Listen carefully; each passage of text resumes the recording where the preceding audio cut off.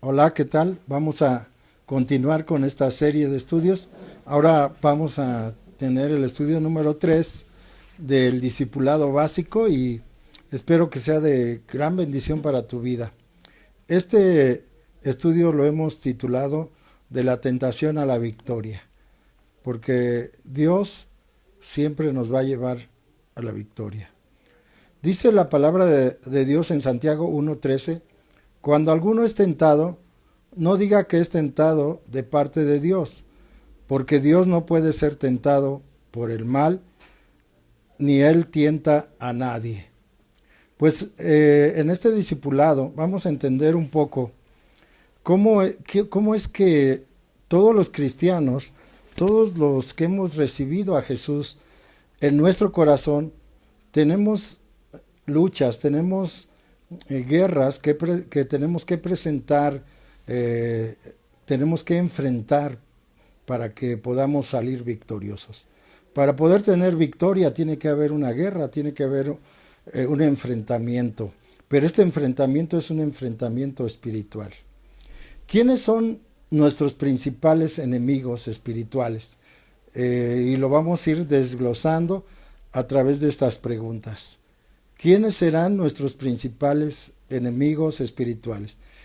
Y tenemos las respuestas porque tenemos que dejar que la misma Biblia nos vaya dando el estudio, nos vaya enseñando a través de la palabra de Dios. En Santiago 4:4 dice: oh almas adúlteras, ¿no sabéis que la amistad del mundo es enemistad contra Dios?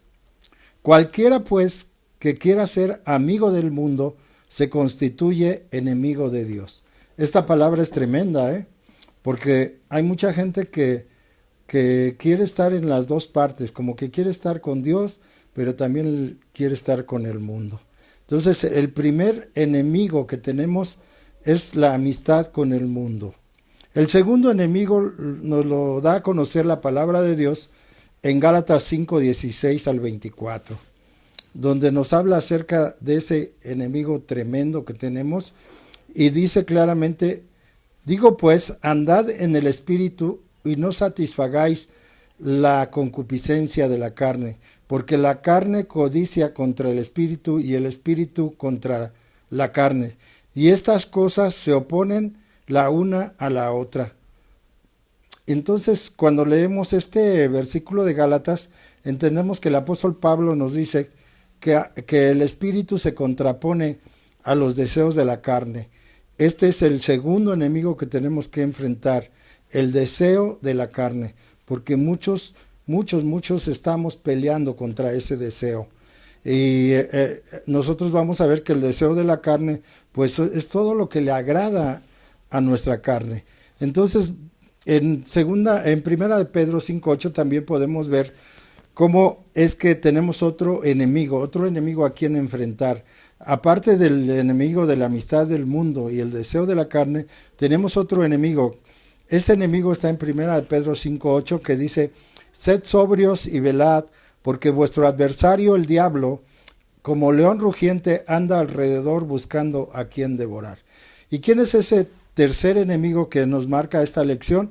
Es el mismo diablo, nuestro adversario, el diablo, así le dice, nuestro adversario, o sea, nuestro enemigo, el diablo. Entonces aquí vemos que tenemos tres grandes enemigos contra cuales pelear. Uno de ellos es el mundo, el otro es la carne y el otro es el diablo. Ahora, ¿cómo podemos vencerlo? Sería esto en la misma palabra. Dejemos que la palabra de Dios nos dé las armas con las cuales podemos ganar esa victoria contra el mundo, contra la carne y contra el diablo. Contra el mundo nos da un versículo en Romanos 12:2.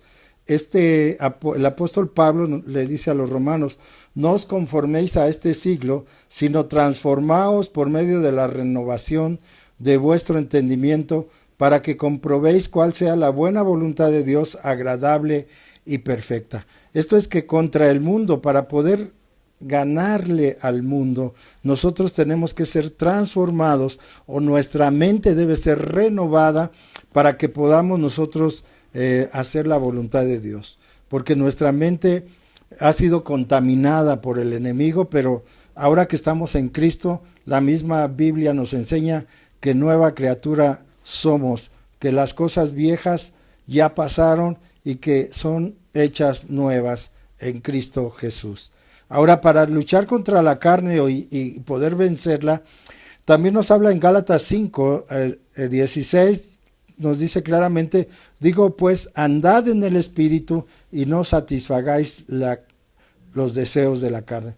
Cuando nosotros andamos en el Espíritu, nosotros ya no le damos la importancia que le dábamos a los deseos de la carne. Los deseos de la carne siempre nos van a llevar a la perdición. Tú sabes, y también en Gálatas el apóstol Pablo nos dice claramente cuáles son esos deseos de la carne que no nos ayudan para nada. Pero esto ya de forma individual, puedes ir leyéndolo en Gálatas 5 en adelante, podemos tener y encontrar cuáles son esos deseos de la carne que se contraponen a los deseos del Espíritu.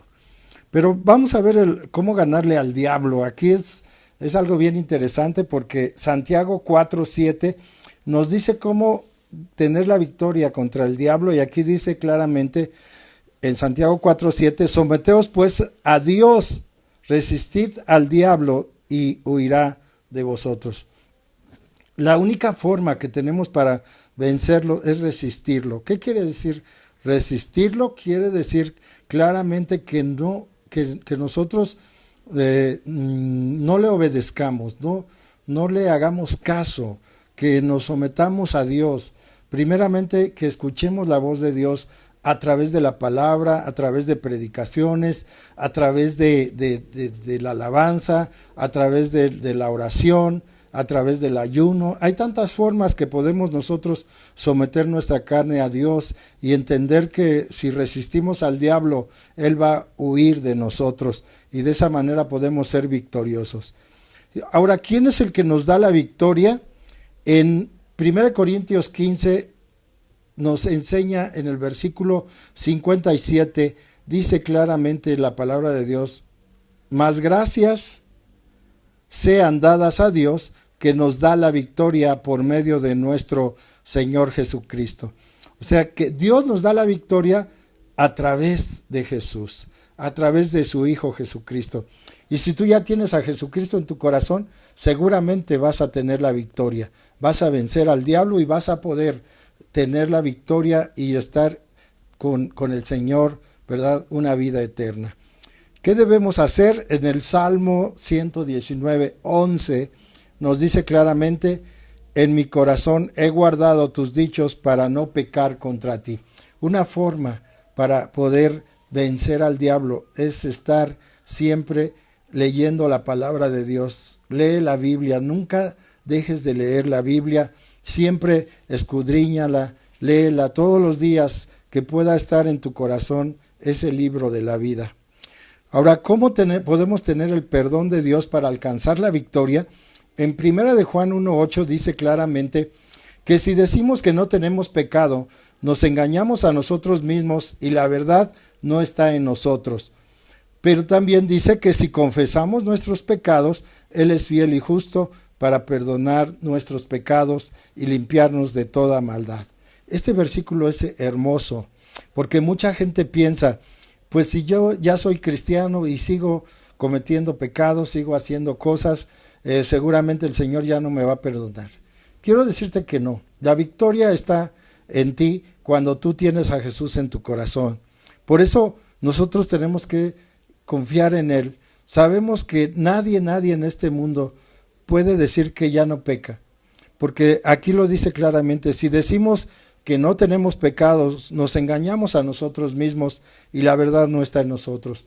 Todos hemos pecado. La diferencia es que los cristianos ya no pecamos deliberadamente, ya no estamos pensando qué cosas malas hacer, sino que puede ser que el enemigo nos engañe, en alguna ocasión podamos caer, pero el Señor nos dice claramente en este versículo 9, dice, si confesamos nuestros pecados, Él es fiel y justo para perdonar nuestros pecados y limpiarnos de toda maldad.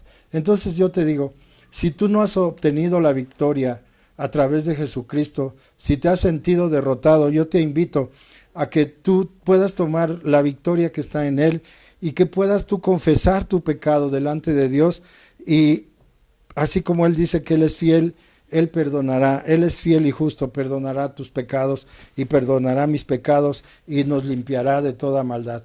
Yo te invito a que te esfuerces cada día a ser obediente a Dios y puedas, en estas palabras que acabo de darte, dejemos que el Espíritu Santo nos hable, que la Biblia se interprete sola a través de esos versículos y podamos entender la verdad.